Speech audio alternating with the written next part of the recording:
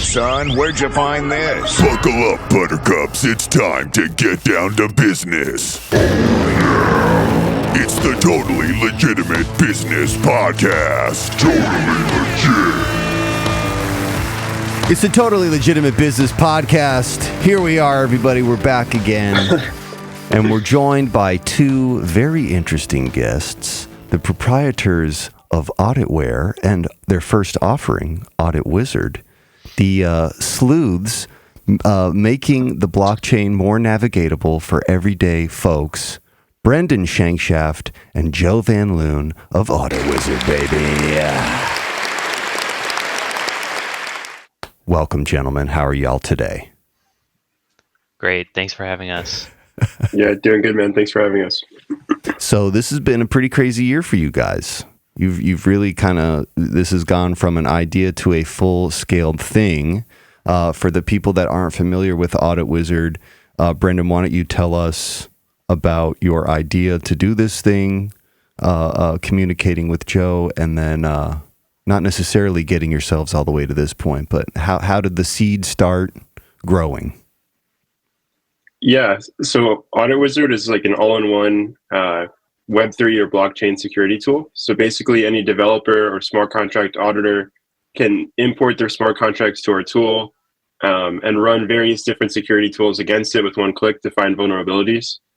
So that might look like, running static analysis scanners or using AI to kind of pick apart your contract and learn more about it. Maybe visualizing what your contract's doing under the hood, and different things like that. And but yeah. From idea to this is happening, how long was it? Because I know this is something that has taken a while to get to this point, but where did the idea start? Where did you guys start thinking we need to come up with this thing? Yeah, that definitely is. It's longer for Joe than me, I think. Maybe Joe can talk about getting the idea. Yeah, sure, shoot. Yeah, it's over 2 years. And I'd really say probably much longer than that, because throughout my whole career, it's kind of like what we're doing now is the result of everything that I hated doing in like my 8 years as a security engineer. And I was like, God, I wish like all this stuff was just easier. And then at some point I met Brendan and I was just like basically complaining to him, like, I wish, I could just write some tools and fix all these things. And he was like, well, why don't you just do that? So and now here we are. It seems so simple. Yeah. So from idea to actually something tangible, how long was that? Like not necessarily something that's on a website, but something that you could use just to test. Does this thing that I created work? It's a good question. I don't think we wasted much time. I mean, like, so the genesis of all of this was ETH Denver 2 years ago. I was tagging along with my brother Preston, who you both know, because I was interested in the blockchain space. I was kind of seeing him like get into it, and I always thought it was super interesting. And like I've been doing security, in the Web 2 world for a while, and I was frankly pretty bored of it. And I wanted to do something more fun. So I tagged along with them to ETH Denver just to kind of, dip my toes in the water, see what's out there, sort of experiment and explore. And before that, I had been kind of looking at smart contracts that I'd interacted with. I was like testing out Ethereum, looking at different tokens and stuff, and like buying some things I probably shouldn't have been. And then looking at the smart contracts and being like, what the hell? What's going like, on here? Yeah. What's going on here? Like this, give me my money back right now. This is not good. So that was really fun. And then when I went to the like one of the conference events with Preston, I saw Brendan there, and also Aiden, our other co-founder. And we just started like chatting there, like asking, like, what do you do? Like, why are you here? And I was like, well, I'm doing smart contract security, like auditing freelance right now, or just like hunting for bugs, but I don't really know what I'm trying to do. At the time I had like taken my bounty funds and like was working with some friends to like build a website, and I thought that I would do like just auditing as a service, but that didn't really seem that appealing to me because I had been doing that in Web 2 for like 8 years, and frankly, it gets pretty boring after a while. And then I was like, man, like there's all these problems with the tools in the space and just the user experience of security, and I wish that those problems were solved. And I think Brendan and Aiden at the time were working on their own project, and I was like, oh, that's really cool. Like, I'll join you guys, and I can help you with the security, and like maybe we can build something together. But I also had like my own ideas of like maybe we could do these things, and then I think we all agreed like the security angle was like way more interesting to explore. And I think it took us like just a few weeks, and then Aiden threw together like a really basic app website, and then we just started throwing some elements in there and being like, what would this look like if we continued pursuing this? And Brendan and I, like, we went to the drawing board. It seems like an infinite amount of times just iterating on this idea, and it looks nothing like what it did when we first started. It looks nothing like what it did a year ago or even a couple months ago, what we thought it would look like. But that's kind of how we got started. It escalated very quickly. It escalated very, very quickly. So, Brendan, what were the things like, you know, you had experience working in different levels of effectively management at companies, but like, what was the big thing for you stepping into your role here where you were like, I need to step these areas up considerably? This is drastically different than what I was doing before. That's a good question. I think just being more opinionated, like if you have a manager above you, there's always going to be that second opinion.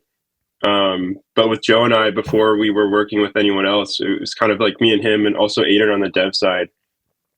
So for me, like making all those biz and operational decisions, I kind of just had to trust that what I was doing was the right thing, you know, even though I didn't have like a ton of prior experience, or my prior experience was, you know, working alongside someone else. So that was definitely a learning curve. Now, I know I had recommended some books to you, but I know you have been reading other books. What are some books that you have found interesting in your ascent? So this is like the most basic one, right? But How to Win Friends and Influence People is a good one. I think especially in tech, because a lot of us are used to spending like all day on the computer and not talking to people. So having something that just kind of breaks down the fundamentals of like, you know, how to get someone to work with you and how to get someone to enjoy working with you, more importantly, like, you know, that's definitely good. That's a great book. It's one of my favorites too. I feel like that's kind of a must read for anybody, especially now. Seems we can't really find good ways to communicate in society right now. So we can all benefit from that.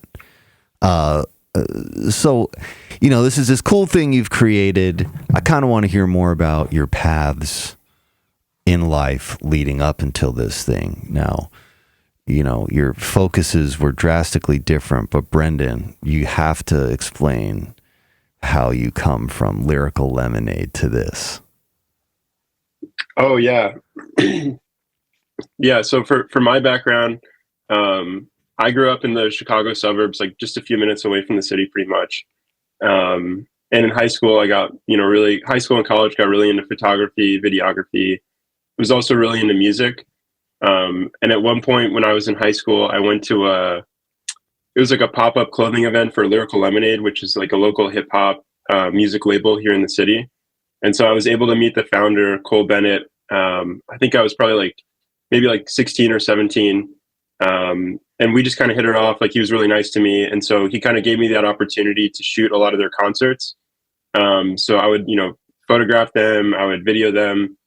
And just doing that, like, I was able to get some exposure on social media, but also like kind of learn how to network with important people from a younger age, which definitely helped a lot, because I kind of just realized, you know, if you ask, I don't know, if you're working on something you're passionate about and you ask the right people, you can really take it a long way. So that would definitely help me in the beginning learn about like networking or like super early business fundamentals, I would say. Sure. Yeah, I mean it's a very interesting life that everyone leads. You know, where you start and where you end up. But I've always thought it was so interesting that your gateway into all this was Lyrical Lemonade, and now you're excelling the ranks of crypto.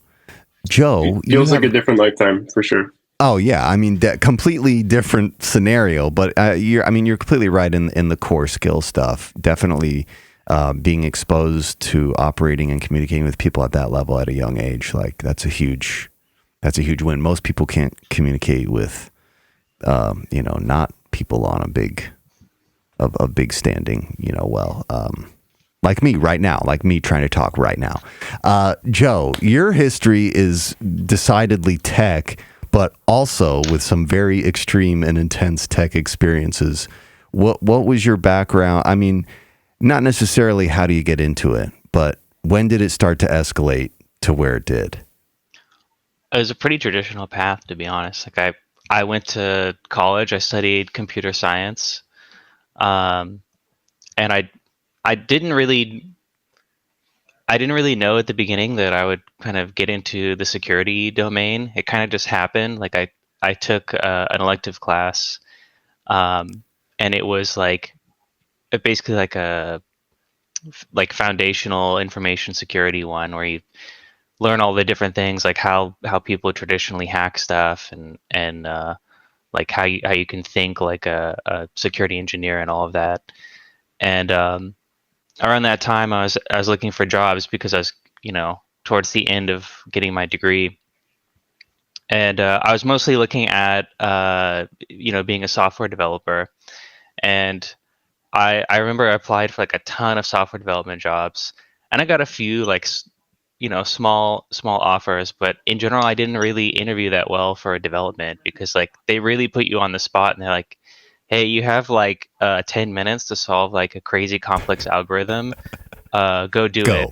Yeah. And I'm just like, okay. And I almost always failed at them. But I did do one out of 200 interviews or applications that I did was for a security position. I was like, I might as well try it out. And it coincided with studying for the exam for that class. So I just so happened to get really lucky. And everything they asked me, I was like, oh, I know this because it's fresh in my mind. I'm about to take this exam. So that was the job that I got. That was, me starting work as a security engineer at Amazon. And when I joined there, I just had a bachelor's degree. Everyone on the team had been in the industry for 5 or 10 years or had a master's degree. So I was like, I don't think I'm actually supposed to be here. And it was quite the uphill battle to actually acquire all the skills and the mindset. So that was definitely an experience, but I'd always felt I'm still a developer. I'm just doing security work for whatever reason. And I thought it was really interesting. So I would always throughout my different jobs, find things to program, find a reason to program something security related and just really glob onto that. I worked for Amazon for a little bit, and then I started working for Apple, basically doing the same thing, but on their cryptography team, which was really interesting because I got to do some crazy stuff go into the data center and then just kind of think about how could people rappel in from the ceiling or could they dig up from the ground and then tamper with our servers, and a bunch of crazy stuff like that. Well, what if someone bugged the room and they could corporate espionage shit? Yeah, exactly. Or the cameras on the webcams of the laptops we're using to upgrade the servers, they're looking at you and in the reflection of your glasses, they could see what you're typing or something, just the craziest stuff. And I always thought that was really entertaining, but that got boring after a while because after you get something super secure, it's what do we do what now? More is there to do? There's no way to really attack it. So I got bored with that, and that's when I got into Web3. That is fucking hilarious. I absolutely want to ask some more about that because that sounds like a whole hilarious section. But Brendan, how did you? Now, we met working at Cryptex, which is another Web3 company, And I think you had been involved with another Web3 community. That's how you got in with Cryptex. But how did you find your way to Web3? Where does it stop being Lyrical Lemonade and start being Web3? So before working at Cryptex, the only Web3 familiarity I had was there was this guy in my high school math class, and he would just refresh charts like every day. And just watch these like schizo 4chan videos with like Wojak and stuff like that. I was like, I didn't understand any of it, but I'm a pretty curious person. So I would ask him questions at the time, be like, what is this, man? And I should have bought. I didn't buy anything, but I at least understood like fundamentally like what a smart contract was a little bit. And like the whole decentralized money angle. So I kind of had a light grasp. But then when I was in college, COVID hit, and I was working at my school's library just as a student job in addition to the photography stuff I was doing. But I needed to get something, different, something remote. And so I just started applying to internships on Handshake. And so that's when I came across Cryptex. I started talking to Tom, who hired me. And yeah, honestly, like I definitely owe Cryptex for my like crypto experience, because I hadn't really worked in this space before that.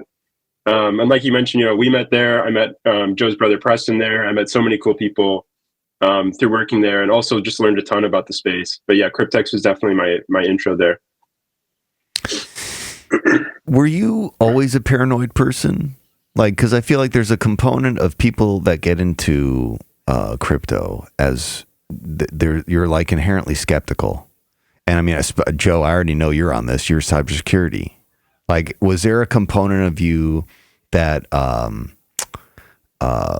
was focused on like the benefits of anonymity, or what are the things about? Because for me, for sure, one of the big driving factors getting me into crypto and this whole space is I had a buddy who was telling me all about Ethereum and trying to conceptualize blockchain to me in my mind.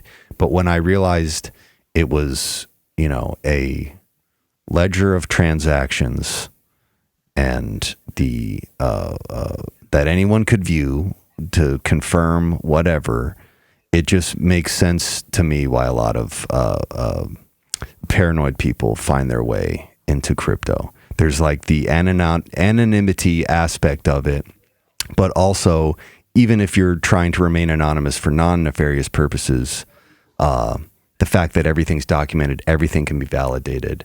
Like, what you see what I mean? Like, what were the other than just the community and the job opportunity, what were the things that you dug about the concept? Yeah, the anonymity is definitely something I think is like a right, and I strongly support it.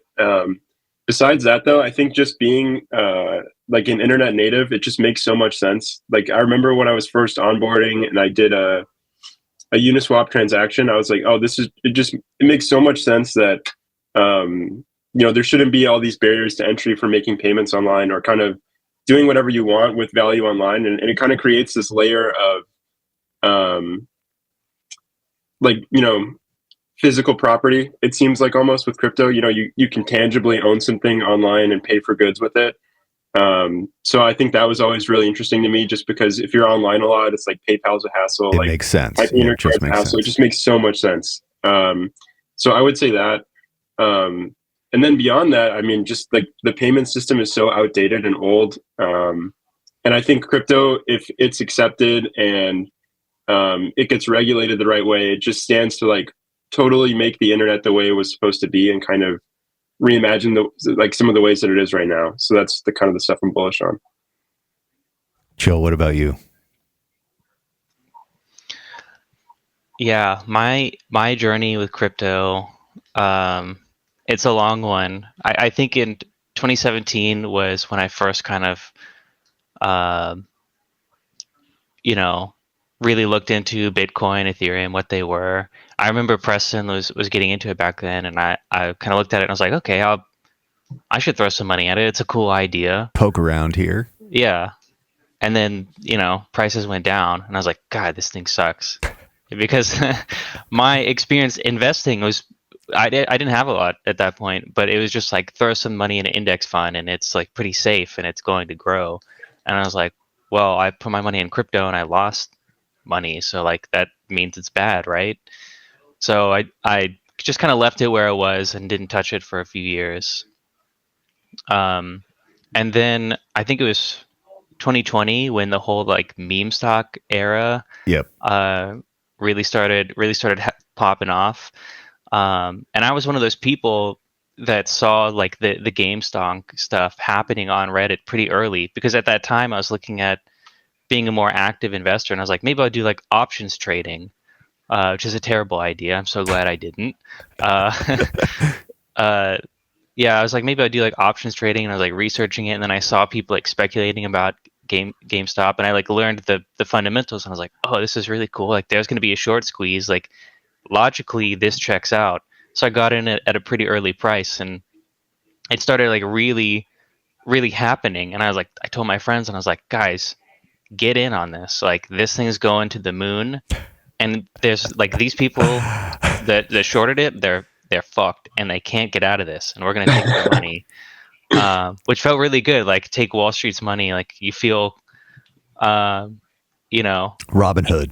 Yeah, exactly. Robin Hood. I feel like a good person taking their money, basically. And then we all know how that went, right? Like there's Robin a lot Hood. of Robin Hood. Yeah, we know. Yes, there's a lot of stuff that happened that left a really bad taste in my mouth, and I was like, they can't do that. They just changed the rules of the game while we're playing it, just because we're winning. And then like I had told my friends to buy it basically, and they lost their money, but I had made a little bit of money, and I was like, okay, I'll make you guys whole. Like my bad, I shouldn't tell people what to buy anymore. But I was like so excited about that, about what was going on. So after all that, the dust settled on that, I had made a little bit of money, but like at one point, like my gains were super high, and I was super excited about that. But I lost almost all of it because I didn't hit that sell button. It was like my first trade. I was so green. Worst trade for me to like, get my start on. So after all of that, I was like looking at crypto again, and I was like, okay, like there's no trading windows. Like you can buy it whenever. No one can manipulate it because it's this decentralized, secure thing. It just seemed like we as a society economically have a lot wrong with us. There's many illnesses plaguing society, and definitely the stock market made that super apparent to me. And I think maybe before that I was a little naive on like the foundations of what money and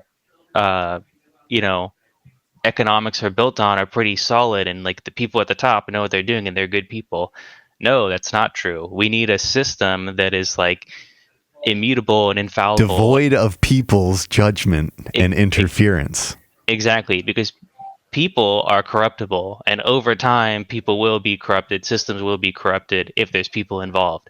But math cannot be corrupted. So that's when I was like, double down. Crypto is the answer. Yeah. Like, and then I started looking at politics a lot more too, and it's like, politics is terrible. You have two terrible options to choose from, and it's like, which is the lesser evil, and that's what you're going with. But wouldn't it be great if you could be like, which is the better thing, rather than the least bad? And I think that crypto has a lot of opportunity there as well. So all those concepts got me super excited, and like, how can crypto change the world? And when I sort of realized that, I was like, this is the future. I don't want to do anything else but this. Yeah. No, I mean, that all makes sense. I would say that I had a lot of, definitely during the first GameStop wave. It's funny now that we're literally experiencing another one, or I guess the actual playing out of the first one. But I had definitely accepted that a long time ago, that the system was fucking corrupt because it was run by people, and people are corruptible. And it's not to say that every person is corrupt, but humans are greedy. That's just a fact. You go back to recorded human history, humans are always greedy, and the people who have access to the resources don't want to give up that access. So for normal folks like us, We don't really have much say even in how we transact with our money. We have to use a bank, and the bank is going to charge us fees and take our money and loan it out to other people and make money off of it, but not give us any of the money that they're making by loaning out our money. Whereas crypto, like you are actually in control of that.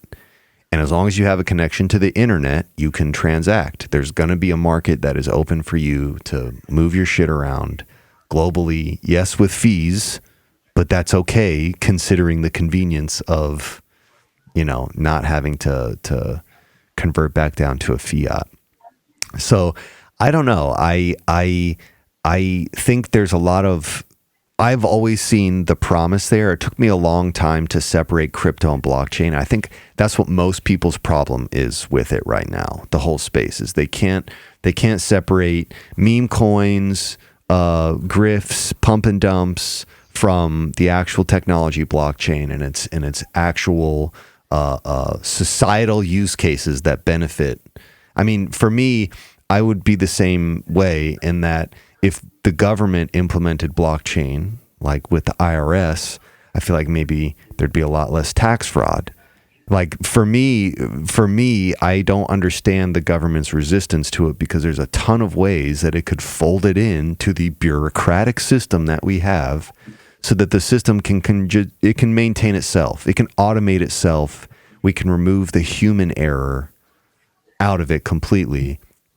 We'll still need people to monitor the machines for now. But the point I'm getting at here is, what do you guys think is the biggest barrier to mass adoption of blockchain and crypto? Yes, there's crazy politics. I'm sure there's backroom deals that are also at some way at play there from banks and other, people who stand to be disrupted by a emerging financial system. But Brendan, you can start, and then Joe kick in. Like, what are your guys' thoughts about how we could be using this and why there's so much resistance to it right now?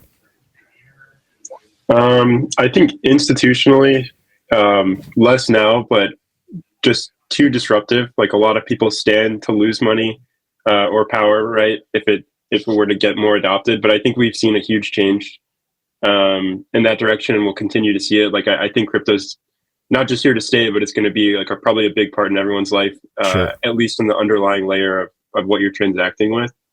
And then on the people side, I feel like it kind of depends on what aspect of adoption you're talking about. But as far as payments and just moving money around or storing money, I don't really expect people to ever care that much. Like, maybe they will, but it's kind of one of those things where it just needs to be simple, going on in the background, and then regular people will use it. Otherwise, it's like, there's a lot of things that people could be hyper interested in, but they they really don't care too much. It's just kind of part of their life. So. Right. They don't want to take any extra steps to engage with it. If it's built in, they'll use it, but they don't want to take any extra steps to engage with it.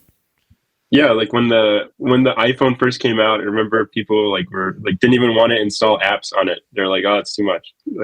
So it's like,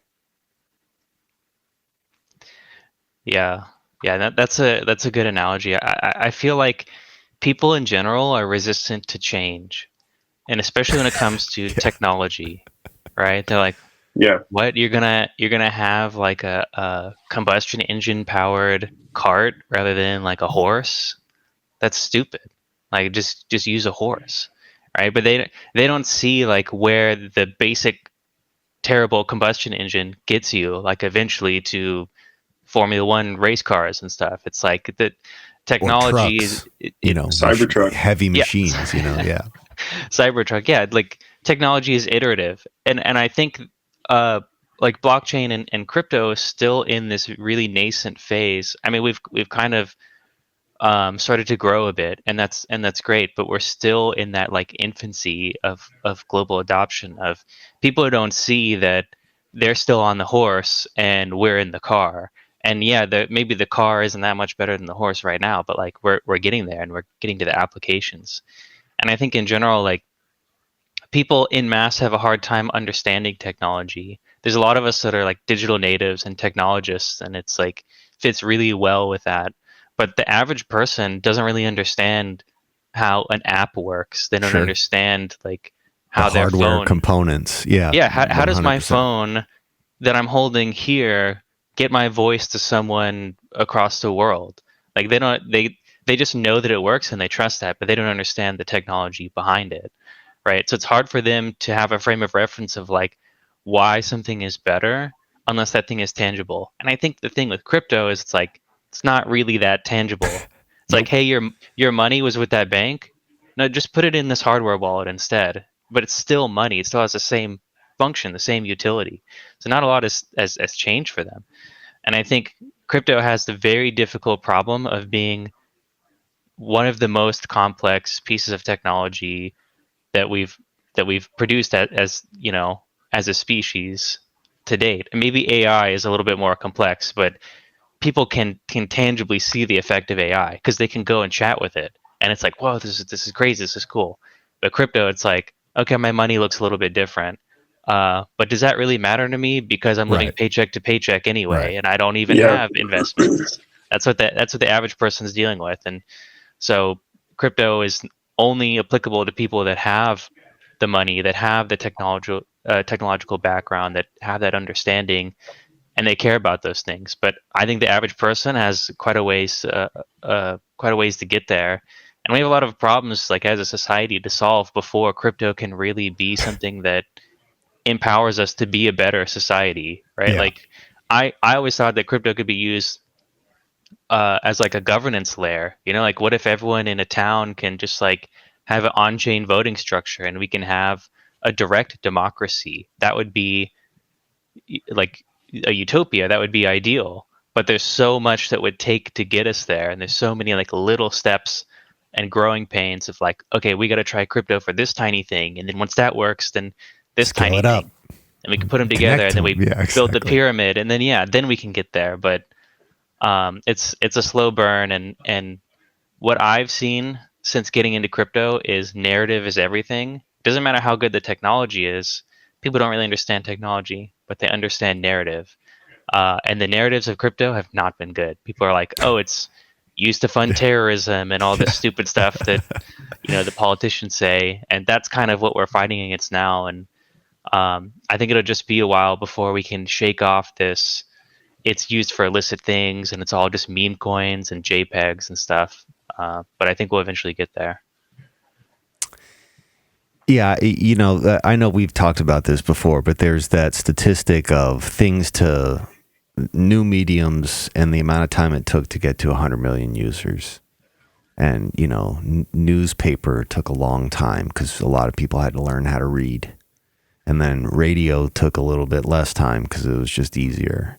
TV, even less time. Internet, even less time. Instagram, like all the social media apps, even less time than that. And I think the situation is ultimately going to be the same here. I mean, I first started hearing people tell me about Bitcoin in like 2012, 2013. And then it was just the only connotation was dark web, terrorism, drugs on the internet. So it's been crazy to watch even in the past 10 years, just how there's almost been an about face. I mean, Larry Fink to me is the funniest one. We're never going to deal with cryptocurrency. We want all the cryptocurrency. Like, it's just a complete 180, and it's been hysterical. But I from both of your guys' perspectives, again, the money aspect of it aside, because even the crypto that I own, I don't buy the crypto because I'm trying to make money off an investment. I buy the crypto because I believe in the project. I also want to be able to interact on the network. I see it as the currency for that layer of the internet, and I want to make sure I have the ability to interact with that layer of the internet. But let's say utopia scenario. Everything goes great. We get to 100 million, mass adoption. People are using it. People are starting to integrate it in all these like really smart and, again, like background ways. You don't even notice it, but it's happening. From your perspectives, what are the most obvious, we should be implementing this and it would secure this or benefit this? What are the obvious ones to each of you? Brendan, go ahead. Yeah, that's a good question. I would say real world payments, like, paying for stuff physically, via your phone or whatever with crypto. Having people's money on chain. So whether, people want to hold USD or they want to hold Bitcoin, I think just onboarding people to hold their currency there on the blockchain in general is good.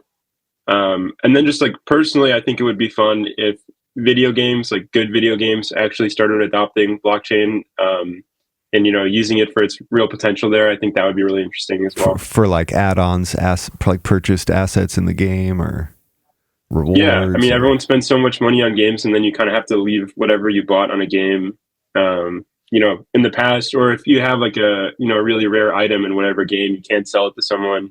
So just unlocking mechanics like that would be really interesting. Yeah, that would be cool.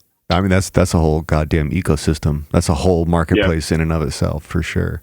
I mean, I'm sure those already exist. Yeah, absolutely. One of my buddies out in California who works on games has tried to mill over like big games, worked on milling over how do we fold this in. But what the trick with that right now is that a lot of those, and it makes sense from a business standpoint, those companies that own those games own the stores.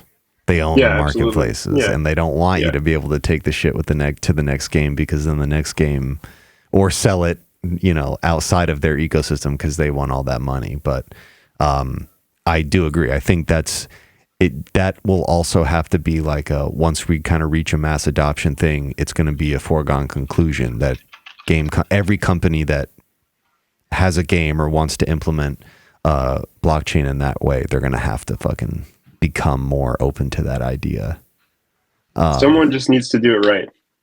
Like every video game takes used to be paid. And then someone made it free, and now all the games are basically free. So yeah, you're completely right. If one person implemented it in a way that made money and the people enjoyed, it would be a domino effect. But Joe, what do you think? What do you think's like the no-brainer thing we should be doing this with it right now? Have you guys seen the movie Ready Player One? Of course, yeah. Yeah, one of my favorite movies. And I love the concept of like, meat space, as it were, like the physical reality just being this like bootstrapping layer. And I remember like the beginning of the movie, the guy is like, I can't remember exactly, but he's just like trying to get his equipment so he can get into the digital world. And that's like the real reality. So it's kind of like, I see crypto as the way humanity can sort of ascend our current layer of reality into the next one, which is like have so much more potential. And having crypto is like, it's like this translation layer. Yeah, it's a financial instrument, but it's really not about finance. It's about ownership, right? Like you have some crypto, you truly own it. How many other things in reality do you truly own? Like your house. Do you really truly own that? Like the deed is held somewhere else, like at a bank or something, or your imminent mortgage domain too. If somebody imminent wants domain, that, they'll just take it. Yeah, people can just take it, but no one can just take your crypto, right? Like if you secure yourself properly, like have your private keys private, it's like you truly own it, just like you own a thought in your head, and no one can take that away from you. And I think the power in that, it's just like it adds a layer of identity that to me is just so awesome. And that's kind of what it takes to take us into this next phase, this next digital age. And I see that being a digital age where technology has almost no limit. I really like the idea of, like, if you think about it right now, you have an AI agent. Like, let's just assume a small AI can like think for itself, and it wants to do things. Well, it can't get a bank account. It's not like a person. It can't establish an identity, but it can go on the blockchain. It can create a wallet. It can create a reputation and identity on the blockchain, and it can be a person in a way. So I think there's just like something really beautiful about that, where like something can be constructed from nothing, right? And that's what takes us into this like next phase of, our reality is going to be Ready Player One, where everyone's just they don't care about what their real life is. Just as soon as they get in the digital realm, that's where it really matters. We're definitely witnessing that. We're definitely witnessing that. That is absolutely happening right now. It's really, really kind of crazy. But yeah, I mean, that all makes total sense. And, I think your point before too, people are just afraid of change. And there's a lot of change. We're having a lot of change all over the world. People and society is changing. And it's, in some ways it's happening violently. But this to me is like a foregone conclusion. Our money is already mostly digital. I don't know many people who carry around cash. It's going to take one major company implementing it in a way that's just, it's not, you don't even have to interact with it. It's just they utilize blockchain at some point in their process before we get kind of a domino effect. So let's kind of refocus back to Audit Wizard. Now, you guys talked about a little bit about the tool, but why don't you kind of break down? I'm most interested to hear what the thought process was in implementing AI, and then how you have implemented AI with this tool. We've gotten lost down the AI tangent, three of us, a couple times at this point. So I'm really interested to see how, you guys focused in on wanting to add that in there, and then how you did it. Yeah. I think it's so funny because we never really started with the intent of being much of an AI company. And I remember when we had like our very first like beta version, like alpha version of Audit Wizard, we put it out there and it had this AI integration. And someone saw that and they're like, oh, Audit Wizard, this powerful AI tool that will audit your contracts for you using AI. And we're like, no, we just plugged it into OpenAI with a chatbot. Like that, it's not doing nothing crazy, So it kind of just happened to us where we didn't even think AI was going to be the most, popular feature of what we were building, but it turns out it absolutely was. And then we also looked at some of the problems with taking an AI to the next level and having it do something effective with regard to security. And we're like, that's a really hard problem to solve and no one's really getting it right. And maybe we can take this new approach where we just kind of like focus on the data and focus on like core building blocks of what AI can do.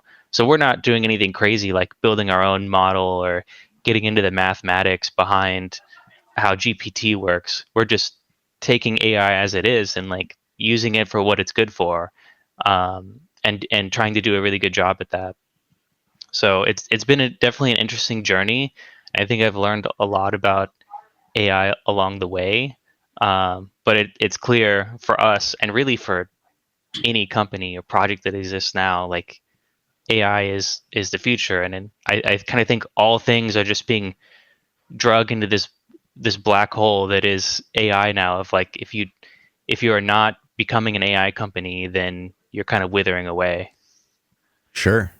Yeah, I mean, even from like the user's perspective, it's funny. You weren't expecting it to be such a popular thing, but it is. And what I think we're seeing is, yes, there's a lot of people that shit on it, but so many people have already posted so many insane results in every avenue of people applying AI that you're silly to not try it. Like, my wife, she's a writer. AI has always been a part of their shit. The one app that she uses, Grammarly or whatever, that's like old school AI. They were using that. Yep. It was like, you're an idiot if you're in editorial and you're not using that to check your shit. So I use it in Photoshop. Generative AI in Photoshop is a fucking game changer for me. I've used it in Premiere. Preston and I have toyed around. We made that commercial. We did a whole episode on making a commercial out of nothing. I think it's an incredible tool. And from a creative perspective, I don't see why creatives wouldn't want to. I've got friends who are just using it to inspire themselves. They don't use the art that they create. They just poke around with ideas until they see something that's like, oh my gosh, that's crazy. And then they go build it from the ground up themselves. But it is really interesting to watch society both kind of recoil at the thought of AI consuming humanity, and people jumping into it, and people wanting it or loving it as a function of this software. I don't know. To me, it just screams that society by and large is accepting it, and we're seeing the benefit, just like with the internet, we're seeing the benefit of what if we fold AI into these, areas of life to do shit that I don't really want to do. That's like simple enough. It's kind of what you were saying, you don't want to give it too much power. You don't want to give it too much trust. You don't want to just assume that everything that comes out is 100% factual or 100% secure.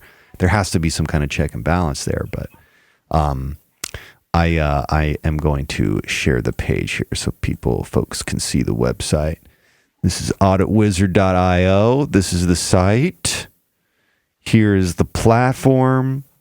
And I guess my other question would be like design process for this. What did this all happen so quickly? I remember you guys talking about it and then it just basically already being a thing.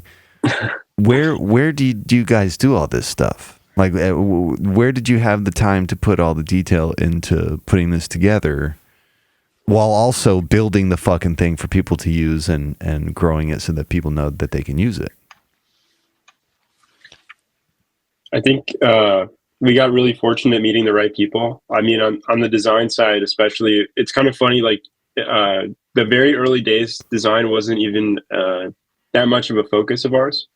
And when we needed to design this website, actually, I just did some searching around on Twitter, trying to find a freelance website designer. And so I messaged Tom, who's on our team now, doing all the design, and he built the website for us based on some copy that I had given him.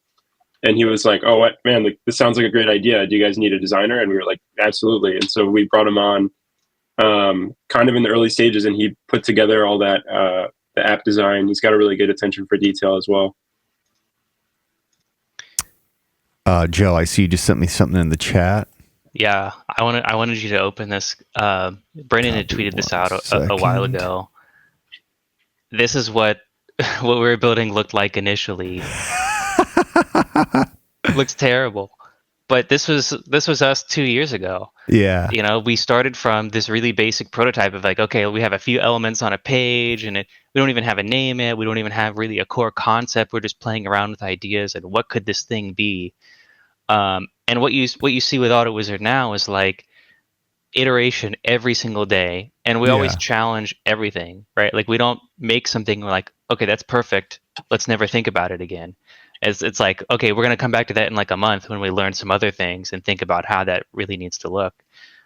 So everything in Audit Wizard now is like V4, V5 of that little component of us, like, learning more about how it's used and thinking that can look a little bit different.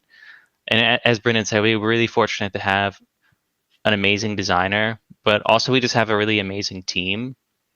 And we approach development as a really collaborative process. So we all just kind of have open discussions on what we think the user experience should look like and what the UI should look like. And Tom's just great because he can take all of that, digest it, and be like, here's a few different ideas on how things can look. And then we'll look at his mock-ups and be like, well, what if that looks like those corners are rounded, or like we put that over here, that could look a little bit cooler. And I just really, I find a lot of enjoyment in those little like nitpicky things of like, okay, that could be a few pixels down and that's going to look a lot better. Or like, let's just add a tiny shadow to this. There's like some craftsmanship to it. And I take a lot of pleasure in doing that for Audit Wizard. And I'm so glad we have the opportunity to do it. But yeah, what you see now is like just us hammering away at it for the past 2 years to take it from this unrefined nugget to the gem we have today. Yeah, I mean this is definitely this is something that you can clearly see attention was paid to the details. And for me it's always the details with everything. Like, this it's been so crazy to watch you guys turn this into really just an idea to like a very refined finished product. And you even went dark mode, so you go easy on the user's eyes. See, that's a level of care and detail most people just There's actually aren't giving. in the cyber, it's really interesting actually, the history of dark mode in cybersecurity. Which, by the way, I hate the term cybersecurity. It's very cringe to me, honestly. I prefer information security, so I'll say that. In the history of information security,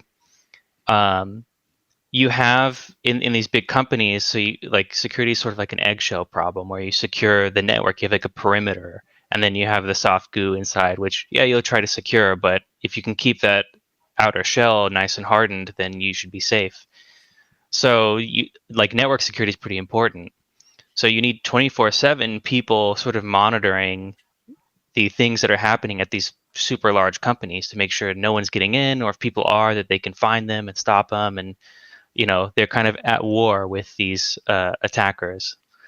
And so basically what that means is you have these people battling hackers, as it were, in a dark room 24/7 looking at these screens all day.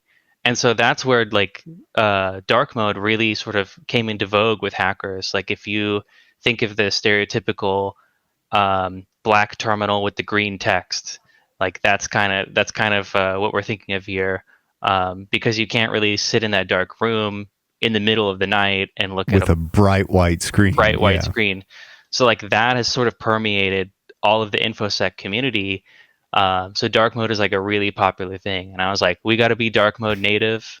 I'm a dark mode fan, but it's like it's genius, dude. I have spent so much of my fucking life staring at screens that I refuse to look at anyone in normal. Like all my backgrounds are always black. All my apps that I can switch to dark mode get switched to dark mode. The fact that it's native dark mode is like primo. You're thinking for the user. You're thinking for the user, and it's like a level of detail that the user might not even notice it. But I mean, I do, because I make it a point to make everything dark mode. But it's funny because some people actually asked for light mode, and we were like, no. Really?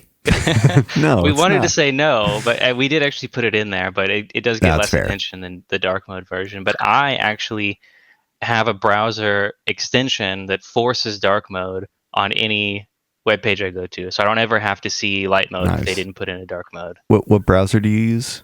It's just called the browser is Arc, and the extension is Dark Reader. Yeah, I've got a similar one. Opera, I can't find one, but Chrome I have one. But it's. I mean, we're gonna be fucking doomed when we're older if we're not using dark mode. So I don't know. It's the details. And also designing it like if I'm going to make something that's going to eliminate these problems for me, why not make it exactly the way I want it? And 9 times out of 10, there's at least a bunch of other people out there who would want that the same exact way.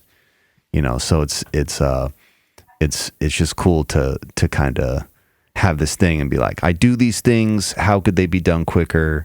If I were to build a program, here's how I do it. And people are fucking using it. I also want to bring up your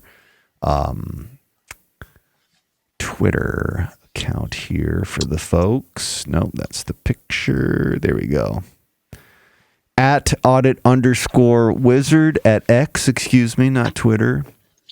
I follow, but this is Opera, and I'm not logged into anything because no one's getting my goddamn information. We're kind of nearing the end of the first hour, so there's a couple things I want to ask you guys specifically, if you can go a little bit longer. But are there any parting thoughts that you want to have about, or you want to say about your journey up until this point, what you're trying to do with Audit Wizard, and for anyone who would be interested in using Audit Wizard? Brendan, why don't you start, Brendan? Go ahead, Brendan.